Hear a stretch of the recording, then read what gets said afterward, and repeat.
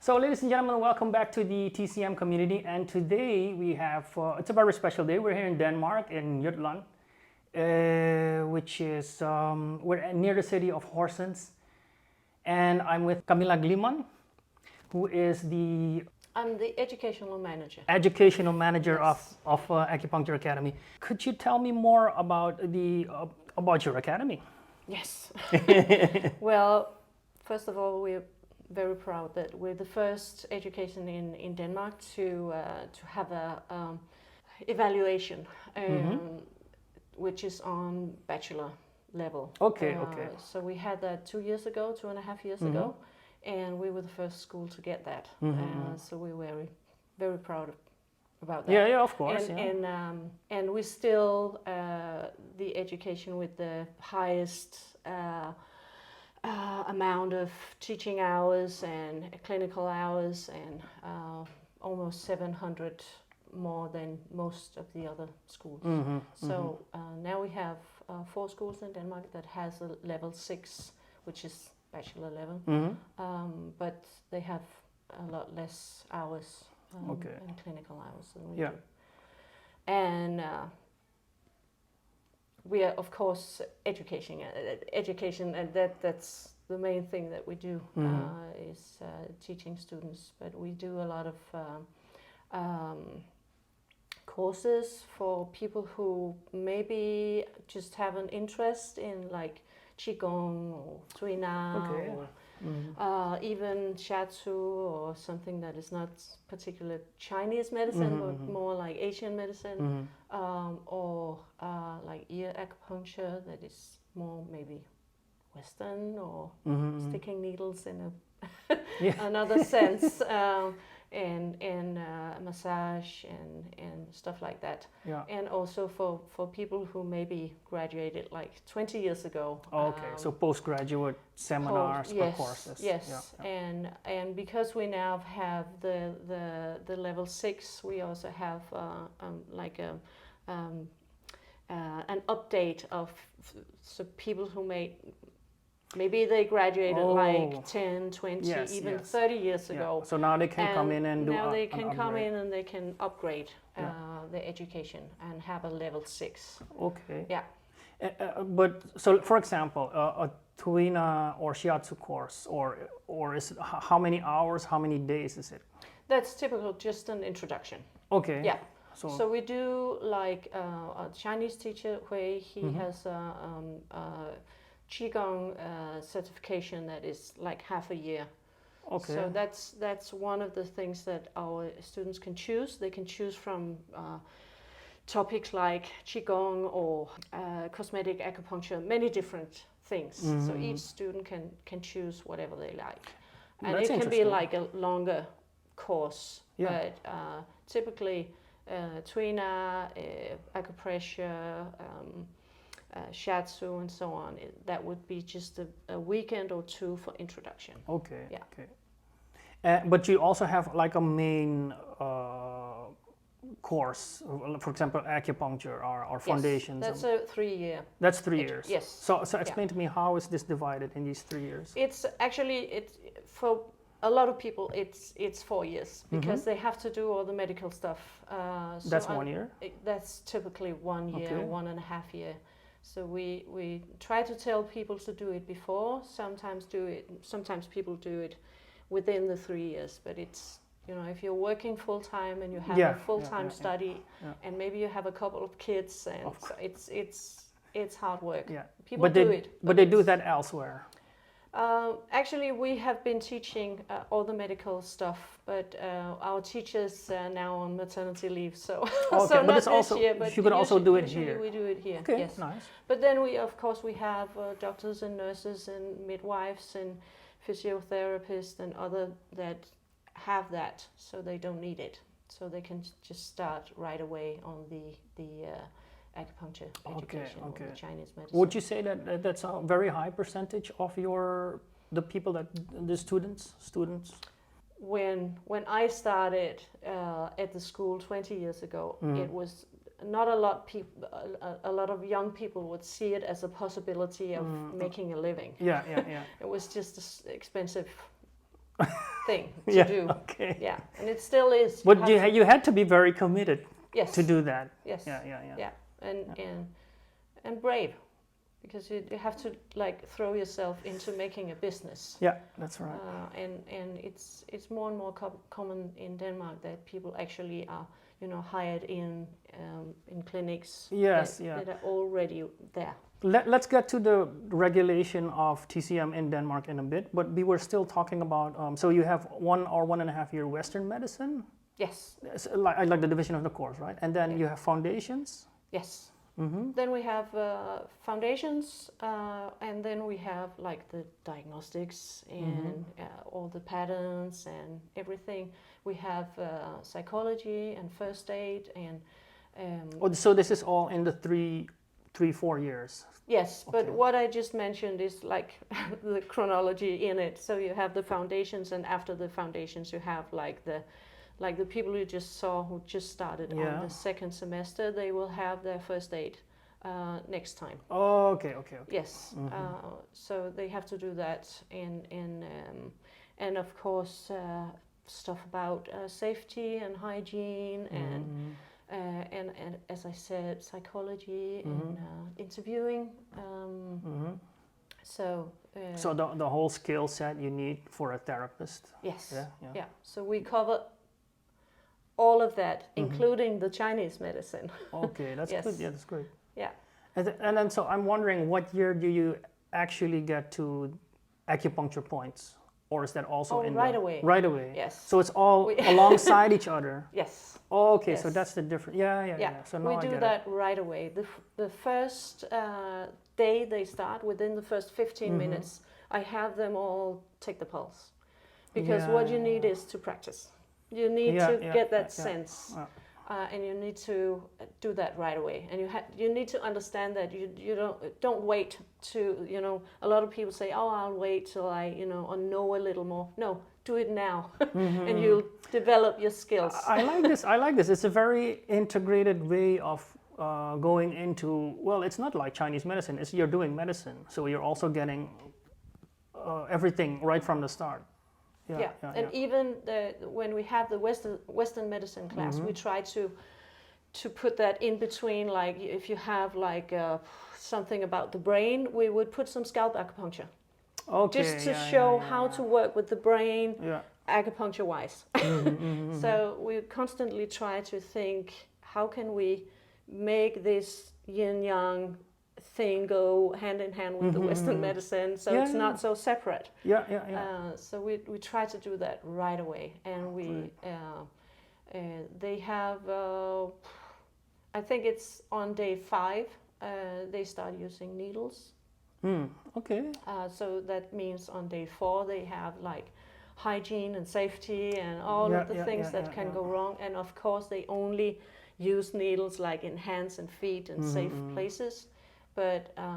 But we start right away with simple techniques like cross-channel for pain, or ear acupuncture, or something like that. Really interesting. So after the first semester, when they come to the end of the first semester, they will have some simple scalp points, ear acupuncture, and cross-channel. And then they will have like a mix of acupressure, tuina, shiatsu, massage, so they can actually, and the Hara diagnosis, they can actually do not a treatment, because they cannot diagnose. No, but they already have grasped the idea and how to treat people. Yes, and they can use it, and they can offer people in pain or with insomnia, so they can offer them something. I think this is a very nice setup, because you're also, when it's your first year, you're gradually you're interesting them, you're grabbing them, to come into this world of, you're introducing them to many facets all at once. I think it's a big mistake in education in general, that the real stuff, the thing that makes you want to study anything, it comes too late. Yeah. Even sometimes you realize that it's not you, it's not what you thought it was, but you have to meet that right away. You have to use it, and especially because we use our hands and we use our eyes and our ears, and we have to practice that because we're not used to it. So we have to feel that pulse right away, and we have to continue doing that. It's a great setup. Was this always, when you started here, was that already like that, or is it something that changed during your time here? It was always like that, but it's like I started 20 years ago. And what I thought as a student was I need more clinical practice. So I started organizing clinical practice as a student. Yeah, because I wanted more hands-on. I'm very hands-on. And that's not because our students have a lot of theory and they have a lot of assignments and exams and stuff. But when it comes down to that, you have, it's people. Of course. You have to... You have to sense it. So you have to do that right away. And we really constantly work towards having our students have the sense that I know this, I can do this, I practice this. So the students that you just met, that are only like 6 months in, they're just on their second semester, they already did a lot of needling. And they already looked at tongues and felt pulses. But that's the thing. So right away, you're having them get comfortable with touching people and actually doing that. Yes, as you saw, they were already, palpating. Yes, I think that's really, really important, because if you wait, you'll have shorter time. If you have like 3 years, as we have 3 years, and if you start practicing that the last year, you only have 1 year. And maybe then you figure out that, oh, wait a minute, I don't like touching people. Exactly. For example, it could be, right? It could be. And it's not that uncommon in acupuncture that people actually don't like to touch people. That's why they use needles. So, and also we try to put all the other stuff that's on the third semester. We have our point location exam, which is quite tough. They have to learn 402 points, and it's just they just have to do that, and it's for safety and all of that. But when they finish that, of course, that's a lot of memorizing and it's just hard work. But when they finish that, we do a lot of hands-on.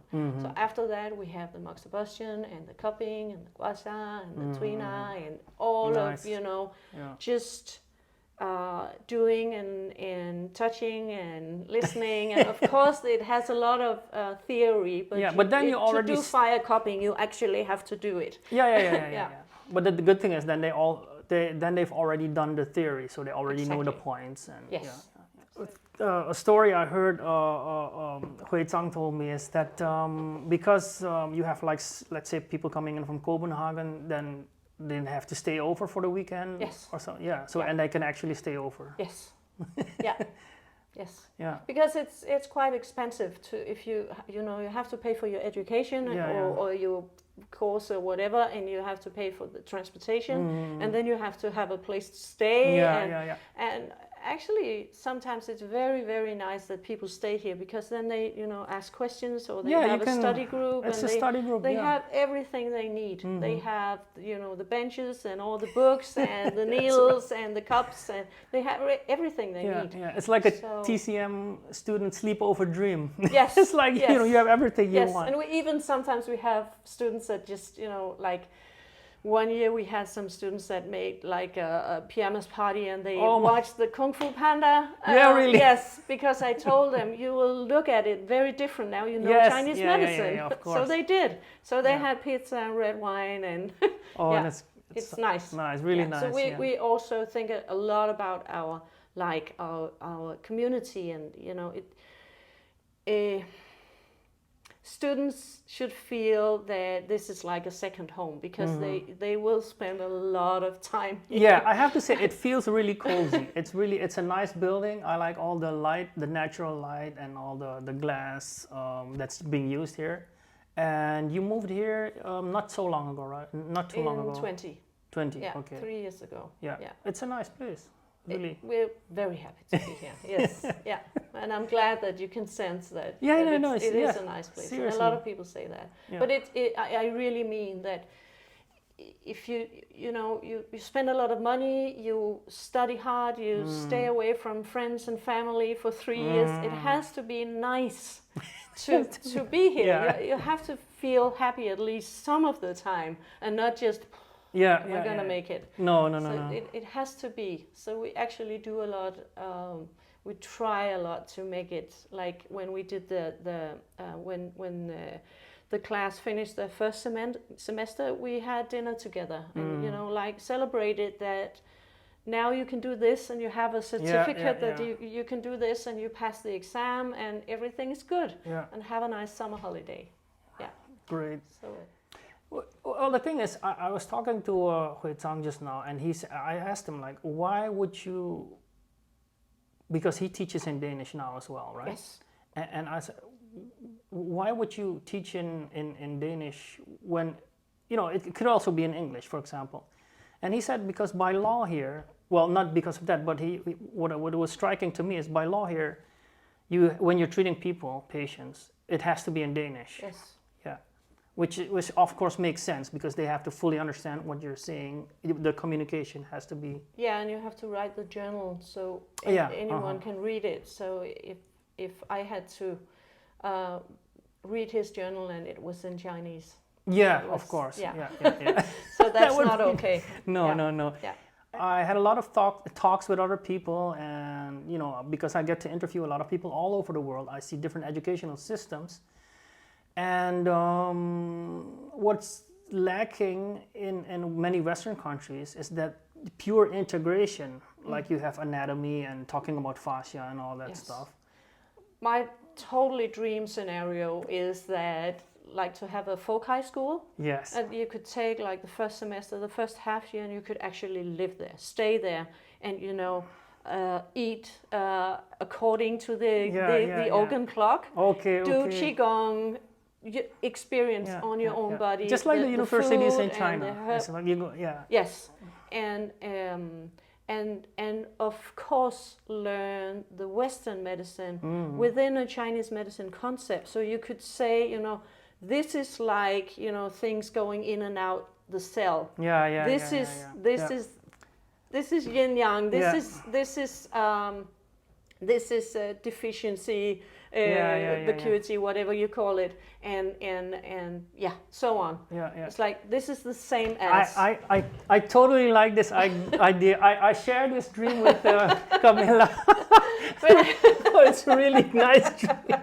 No, really, I really mean it. Yeah, it's just language. What we call a blood stagnation is just it's the same body. It's the same. It's not like, oh, I'm not talking about that heart, Of course I'm talking about that heart.